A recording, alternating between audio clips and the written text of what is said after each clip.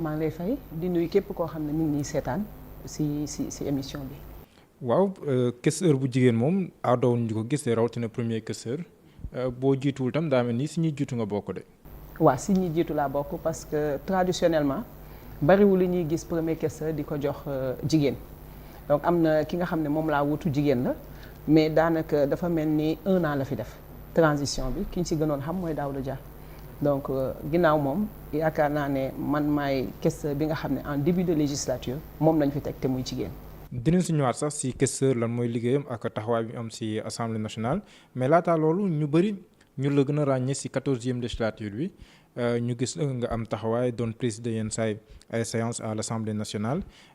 nekkoon militante Pastef defe naa si États-Unis mais jaar-jaar bi nan la demee ngay jàngalekat aussi ndax mën nga ñëw si parcours bi nga am biir Pastef ba fi nga xam te ni fa ngeen tollu tey. merci Diallo xam nga Pastef ñu ngi ko taxawal 2014 damay faral di wax ne képp koo xam ne dañ la laaj kañ nga dugg Pastef mënoo ko tontu rek c'est parce que da nga bokk si ñi taxawal Pastef donc yàlla dogal na ma bokk si bi ñuy taxawal Pastef sur invitation du président Sonko parce que ñoom ñoo nekkoon si comité d'initiative bi si laa dem rejoindre immédiatement le parti ginnaaw bi ma demee seen première réunion dégg li nga xam ne moom mooy li nga xam ne moom la ñu fas yéene def pour Sénégal et surtout li ma gën a attiré nekk loo xam ne ñoom ils étaient très jeunes mais dañu amoon ku ci nekk situation sur le plan professionnel amoon nañ situation yoo xam ne ak boîte yi ñu doon évoluer muy impôt et domaine nga xam ne mënoon nañu am li seen morom am donc quand ils ont décidé de passer par cette voie très difficile très épineuse si laa ne donc fii je pense que y a un chemin pour li ma bëgg sama réew mu nekk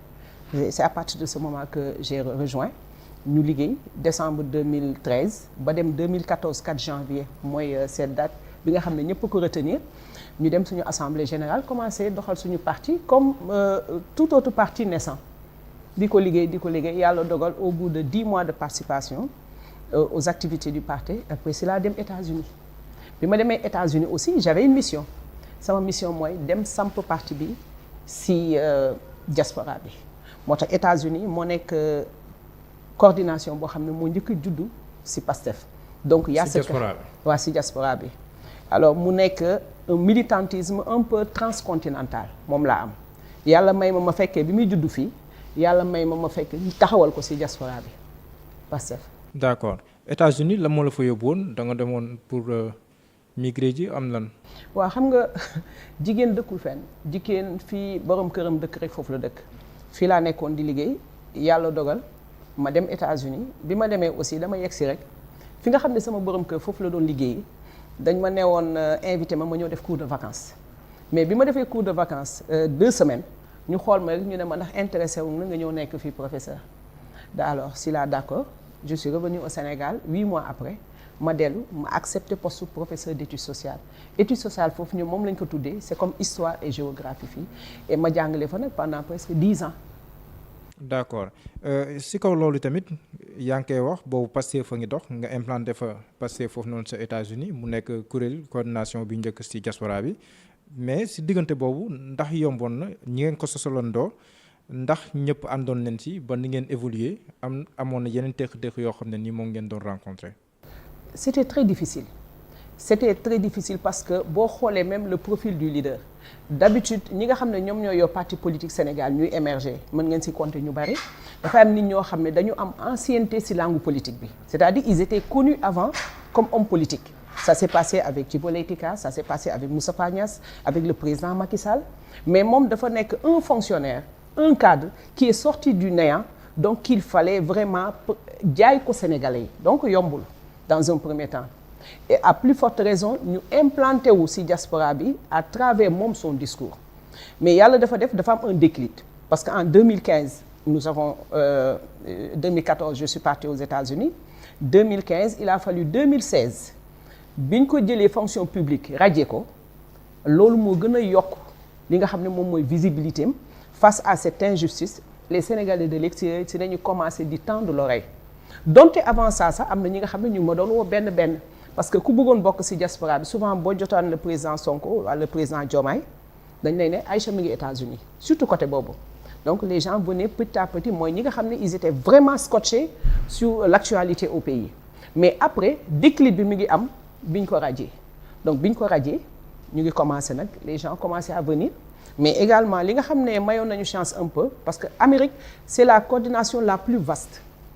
te dama koy wax ba léegi sax maa ngi koy def benn interview ma ne leen je gère la circonscription la plus grande circonscription du Sénégal fii à l'intérieur comme à l'étranger parce que je suis député de toute l'Amérique du Canada au Chili et même de l'Australie de l'Océanie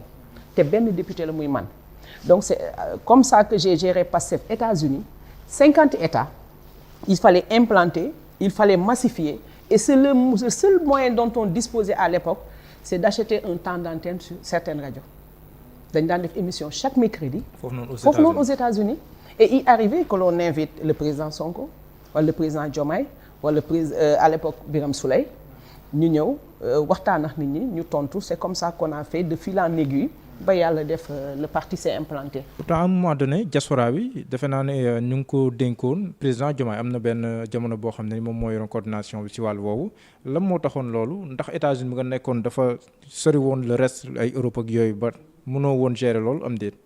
non parce que il fallait kenn koo xam ne dafa bokk ci bureau politique national bi mu nekk koo xam ne mooy interlocuteur le parti la base ici au Sénégal et la diaspora mënuñu jël Aïcha ne ko nga gérer diaspora parce que man mënuma teewee ci réunion yi am Sénégal donc mais moom mën na nekk Sénégal et mu nekk le relais mu nekk ki nga xam ne moom à partir du Sénégal moom mooy li jël ci ñun ci moom lay jaar li jóge fii ci moom lay dem et il a très bien fait pendant des années aussi. au tout début nag ngeen doon liggéeyee Pastef bi ngeen nekk ay benn ba réussir à implanter Pastef fépp surtout au niveau de la diaspora ba nga xam ne nii nekk na parti fu ñuy wax fu mu toll nii bi nga xam ne tey jii moom moo gën a ëpp représentativité si wàllu woowu. xam nga les Sénégalais de la diaspora li nit ñi xamul ils sont très regardants sur ce qui se passe dans leur pays ñu bari daf leen échappé et le président Sonko son discours gis nga discours de rupture bi nga xam ne moom la doon prôné en fait dafa coïncider ak aspiration sénégalais diaspora d'ailleurs sax man damay faral di ne moom appel bi mu lancé premier écho bu mu am l'écho le plus favorable c'est au niveau de la diaspora parce que ñun ñi nga gis ne dañu tukki woon li ñu gën a bëgg mooy lépp loo xam ne gis nañu en termes d'organisation en termes de démocratie de justice sociale ni muy doxee xam nga am na dans certains pays c'est des exemples dans le domaine moom loolu la doon prôné te lu safaanoo loolu moom la fekkoon ci réew mi moo tax ñun on s'est très vite retrouvé ci fi nga xam ne moom la bëgg gis yóbbu Sénégal moo tax mu am écho bu favorable et déjà très tôt au niveau de la diaspora moo tax nga gis une adhésion boo xam ne musul am un homme politique ils se sont investis physiquement financièrement mais intellectuellement pour accompagner le projet. ba pare investir sur le terrain di def ay manifestations lu ñu musul gis diaspora def ko surtout jamono ji nga xam te nii si leen dissoudre parti bi ak li si xew yëpp. parce que pour wax la benn affaire bu doy waa gis nga jour bi ñu ne arrêté nañu président Sonko ils ont parlé de la dissolution du parti jour boobu mi ma fekk ma njëkkee Canada parce que waa Canada dañu def seen cérémonie d'investiture à part États-Unis defoon ko France def ko man waa Canada dañ ma invité woon ma dem bi ma fa jógee dama profité si loolu dem Ottawa dem Sherbrooke pour seeti étudiants yi nga xam ne dañu bokk sama circonscription j'étais avec Sadir Top ñu jóge foofu mu demandé ko mu gungee ma New York pour dem ñu bokk fekkee ji Bamba Day bi pour la couverture si à l'instant bi ñuy Bamba Day bi sëñ bi di wax à l'instant la ñu informé ne le président Sonko a été arrêté muy un vendredi pour problème de vol de portable mais pour vous dire que ñun loolu ébranlé wuñu immédiatement on s'est organisé bi ñu paree loolu ñu daje pour seet ñun naka la ñuy def ba ñun ñu indi li nga xam ne parce que à cette époque là ñëpp xam nañ ne dañu ne bu ñu jàppee président Sonko ce sera la chasse aux responsables et c'est ce qui est arrivé donc la seule relève pour doxal parti bi c'était la diaspora et ñun déjà c'est vrai que après trouvé nañu alternative ba faire marcher le parti selon les moyens de l'époque mais ñun ci diaspora bi ñun ñëpp dañu amoon suñu bopp ne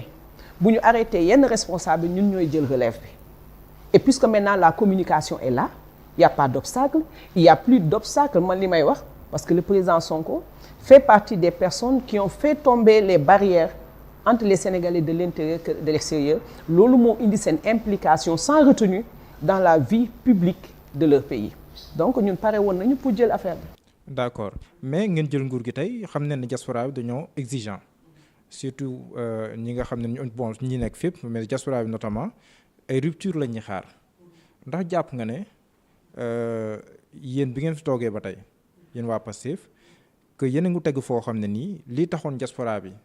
gëm leen bu baax a baax topp seen ginnaaw ak li ñu doon xaar ndax jàpp nga ne yéen a ngi si. Oui, effectivement. Et man je suis très bien placé pour le savoir parce que tey ku jël Sénégal peut-être mën nga ko laaj est-ce que la rupture elle est là, elle est au rendez-vous mën na la ne waaw nga jël ku nekk diaspora daf la ne sori na peut-être gisuma quel que soit fu mu jógee man dama nekk sànq maa ngi introduire ne la j'ai un militantisme transcontinental. J'ai été au Sénégal, j'ai été dans la diaspora, j'ai milité ici, j'ai milité là-bas, je travaille ici, j'ai travaillé là-bas et aujourd'hui man dama nekk ci gestion assemblée pendant l'époque de l'autre de ñeneen ñi ma nekk ci gestion bi donc je pense que je suis très bien placé pour wax ne rupture bi exemple bi am assemblée moo am au niveau du sommet mais aujourd'hui vous savez j'ai l'habitude de dire que chaque fois bu ma gisee yàqu-yàqu ci réew mi bi fi ñii nekkee parce que liy yàq mbir ci juróomi at fukki at a koy defar moo tax destruction nekk lu doy waar pour un pays. Aujourd'hui, nous avions dénoncé dans le passé, le président Sonko n'a cessé de dénoncer. D'ailleurs, moom moo créé moo suscité benn curiosité ci Sénégalais pour ñuy saytu ni nga xam ne noonu la ñuy yoree réew mi. Il a longtemps dénoncé parce que c'était un administrateur, un haut cadre boo xam ne fi mu nekkoon mayoon na ko mu am ci li mu xam mais man leer na ma ni tey li mu doon dénoncer di wax état bu désastreux bi nga xam ne réew mi moom la nekk notamment muy finance am muy je pense éducation man gëm naa ne bi mu demee